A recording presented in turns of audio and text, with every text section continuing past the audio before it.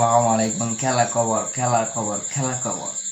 আপনি কি বাংলাদেশে খেলা দেখতে ভালোবাসেন, ইন্ডিয়া খেলা দেখতে ভালোবাসেন, না অস্ট্রেলিয়া, না ইংল্যান্ড, না নিউজিল্যান্ড, না সাউথ আফ্রিকা, না ওয়েস্ট ইন্ডিজ, না আফগানিস্তান, না পাকিস্তান?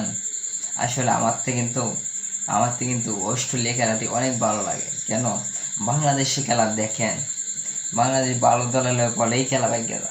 তো অস্ট্রেলিয়া খেলা দেখেন, অনেক ভালো দেখেন।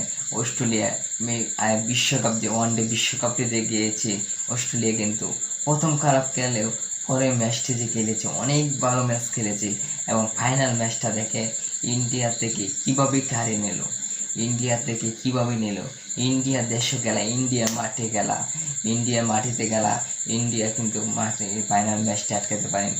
প্রতিটি ম্যাচ ইন্ডিয়া অনেক ভালো যে খেলেছে, অনেক ভালো খেলে তারা ফাইনালে উঠেছে।